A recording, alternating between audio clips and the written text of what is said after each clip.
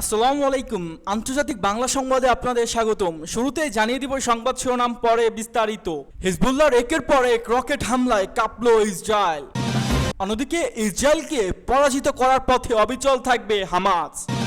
আরও জানিয়ে দিব ব্যর্থতার দায় নিয়ে ইসরায়েলি গোয়েন্দা কমান্ডারের পদত্যাগ।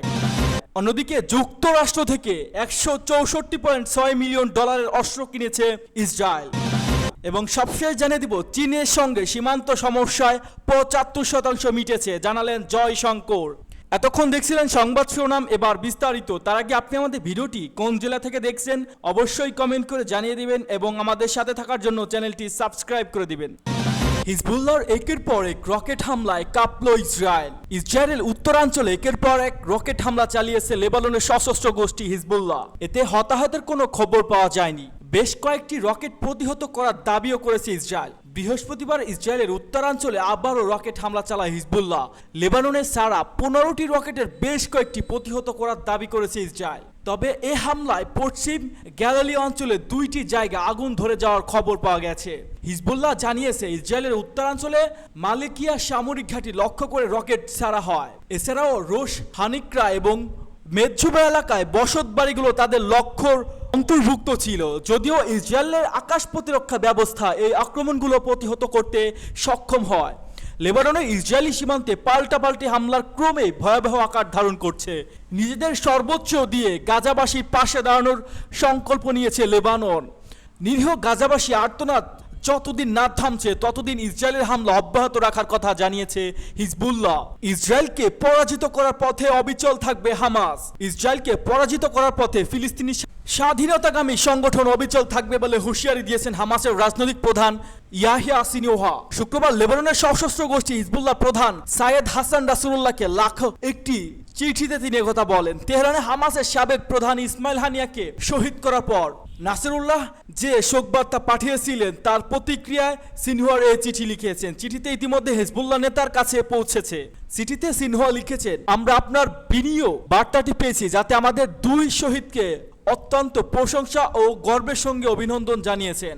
জিহাদ ও প্রতিরোধে আপনার সঙ্গী ইসমাইল হানিয়া শাহাদাতের জাতির যে ক্ষতি হয়েছে তাতে আপনি সমবেদনা জানিয়েছেন। হাসান নাসরুল্লাহকে ধন্যবাদ জানিয়ে হামাস প্রধান লিখেছেন, প্রতিরোধে অক্ষের প্রতি আপনার আন্তরিক এবং মহৎ অনুভূতি নিয়ে সংহতি প্রকাশের জন্য সর্বশক্তিমান আল্লাহর কাছে দোয়া করছি, তিনি যেন আপনাকে এবং আপনার দেশকে সমস্ত ক্ষতি থেকে রক্ষা করেন। ইরানের প্রেসিডেন্ট মাসুদ পেজেশকিয়ানের শপথ অনুষ্ঠানে যোগ দেওয়ার পর গত 31শে জুলাই উত্তর তেহরানের একটি গেস্ট হাউসে ইসমাইল হানিয়াকে গুপ্ত হামলার মাধ্যমে শহীদ করা হয়। হানিয়াকে ফিলিস্তিনি জাতির প্রতীক হিসেবে উল্লেখ করে সিনওয়া বলেন, তার রক্ত এবং অন্য ফিলিস্তিনদের রক্ত নিঃস্বাত ইহুদিবাদী দখলদারত্বের মোকাবেলায় হামাসের শক্তি ও সামর্থ্য বাড়বে। সিনওয়া আরও বলেন, আমরা এও নিশ্চিত করেছি যে হামাস সবসময় যেমন ছিল তেমনই শহীদদের রক্তের প্রতি অনুগত্য পথে অবিচল থাকবে এবং শহীদ নেতা হানিয়া যে উচ্চতর নীতির জন্য আহ্বান করেছিলেন তাতে অবিচল থাকবে।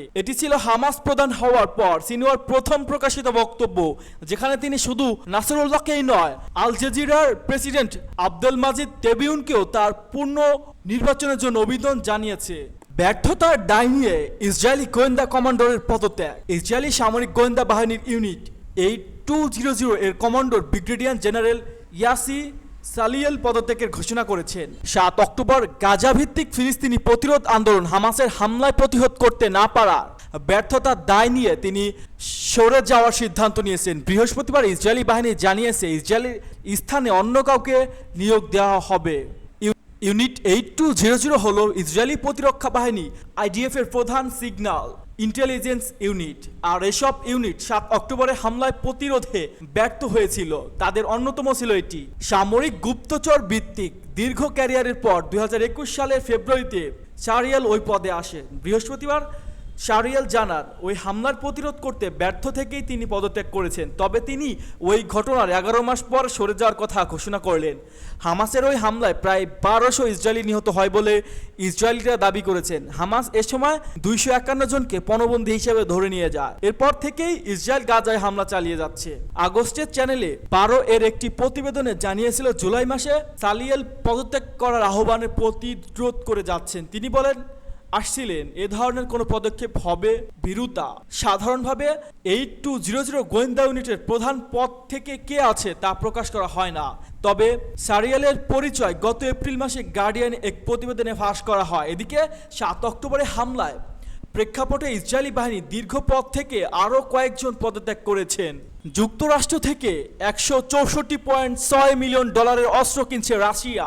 গাজায় যুদ্ধবিরতি তীব্র দাবির মধ্যে বৃহস্পতিবার ইসরায়েলের কাছে $164.6 মিলিয়ন সামরিক সরঞ্জাম বিক্রির অনুমতি দিয়েছে যুক্তরাষ্ট্র।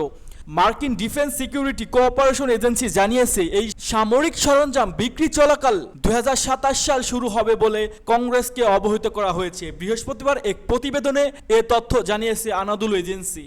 এক বিবৃতিতে স্টেটস ডিপার্টমেন্ট জানিয়েছে যুক্তরাষ্ট্র ইসরায়েল নিরাপত্তার জন্য প্রতিশ্রুতিবদ্ধ, শক্তিশালী রাখা এবং আত্মরক্ষা সক্ষমতা বিকাশ ও বজায় রাখতে ইসরায়েলকে সহায়তা করা মার্কিন জাতীয় স্বার্থের জন্য অত্যাবশ্যক। এই প্রস্তাবিত বিক্রয় সেই লক্ষ্যের সঙ্গে সামঞ্জস্যপূর্ণ। স্টেট ডিপার্টমেন্ট গত মাসে ইসরায়েলের কাছে $20 বিলিয়ন যুদ্ধবিমান এবং অন্যান্য সামরিক সরঞ্জাম বিক্রির অনুমোদন দিয়েছে। ইসরায়েলকে সামরিক সহায়তা দেওয়ার জন্য সমালোচনার সম্মুখীন হচ্ছে যুক্তরাষ্ট্র। এরপরও তা অব্যাহত রেখেছে মার্কিন প্রশাসন। গত 7 অক্টোবর থেকে ইসরায়েলি বোমা হামলায় গাজায় 41,000-এরও বেশি ফিলিস্তিনি নিহত হয়েছেন, যাকে মার্কিন প্রেসিডেন্ট জো বাইডেন নির্বাচন বলে বর্ণনা করেছে। বেশ কয়েকটি মানবাধিকার গোষ্ঠী এবং সাবেক টেস্ট ডিপার্টমেন্টের কর্মকর্তারা আন্তর্জাতিক আইন ও মানবাধিকার লঙ্ঘনের উল্লেখ করে ইসরায়েলের অস্ত্র স্থানান্তর স্থগিত করার জন্য বাইডেন প্রশাসনকে অনুরোধ করে আসছে। Stockholm national piece research institute অনুসারে মার্কিন যুক্তরাষ্ট্রে এখন পর্যন্ত ইসরায়েলের অস্ত্রের সবচেয়ে বড় সরবরাহকারী। তেল আবিবের অস্ত্র আমদানি 70% বেশি মার্কিন যুক্তরাষ্ট্র থেকে আসে। মার্কিন তৈরি অস্ত্র দিয়ে গাজায় বেশ কয়েকটি হামলা প্রমাণ রয়েছে, যার ফলে বেসামরিক হতাহতের ঘটনা রয়েছে। যদিও মার্কিন কর্তৃপক্ষ এ অভিযোগ অস্বীকার করছে। চীনের সঙ্গে সীমান্ত সমস্যা 75% মিটেছে জানালেন জয়শঙ্কর। সাম্প্রতিক যুক্তরাষ্ট্র সফরে কংগ্রেস নেতা রাহুল গান্ধী অভিযোগ করেছিলেন পূর্ব লাদাখের 4000 বর্গ কিলোমিটার জমি চীন দখল করে রেখেছে। যতটা জমি তারা দখল করেছে তা প্রায় দিল্লির আয়তনের সমান। সেই অভিযোগের সরাসরি কোনো জবাব না দেয়া ভারতের পররাষ্ট্রমন্ত্রী এস জয়শঙ্কর বলেছেন, উত্তেজনা কমাতে চীন ভারত সীমান্তে দুই দেশের সেনা অপসারণের 75% কাজ শেষ হয়েছে। তবে ফরওয়ার্ড এলাকা থেকে সেনা সরানোর সবচেয়ে বড় বিষয় হলো সীমান্ত দুই বাহিনী সজ অবস্থান, প্রচুর অস্ত্রশস্ত্র জড়ো হচ্ছে। রাহুল ওই মন্তব্য করেছিলেন গত মঙ্গলবার ওয়াশিংটন ডিসির জাতীয় প্রেস ক্লাবে। জয়শঙ্কর সীমান্ত পরিস্থিতি নিয়ে কথা বলেন গত বৃহস্পতিবার সুইজারল্যান্ডে জেনেভায় গ্লোবাল সেন্টার ফর সিকিউরিটি পলিসির সভায়। ভারতের প্রধানমন্ত্রী নরেন্দ্র মোদীর চীন নীতির সমালোচনা করে রাহুল বলেছিলেন, প্রধানমন্ত্রী মোদীর দাবি তিনি সীমান্ত সমস্যার খুব ভালো মোকাবিলা করেছেন। আমার প্রশ্ন, যুক্তরাষ্ট্রের 4000 বর্গ কিলোমিটার জমি কেন প্রতিবেশী দখল করে রাখলো? প্রেসিডেন্ট কি পারতেন ভালোভাবে মোকাবিলা করার দাবি করতে পারতেন? কেউ কি তা গ্রাহ্য করত? প্রধানমন্ত্রী মোদীর মোটেই মোকাবিলা করতে পারেনি। লাদাখে যা হয়েছে তা বিপর্যয়। 4 বছর আগে 2020 সালে পূর্ব লাদাখের গোলওয়ানের প্রকৃত নিয়ন্ত্রণ রেখা ভারত ও চীনের সেনাদের মধ্যে সংঘর্ষ হয়, দুপক্ষে সেনাদের মৃত্যু হয়, হতাহত হন অনেকে। সেই থেকে এলএসির স্থিতি বজায় রাখ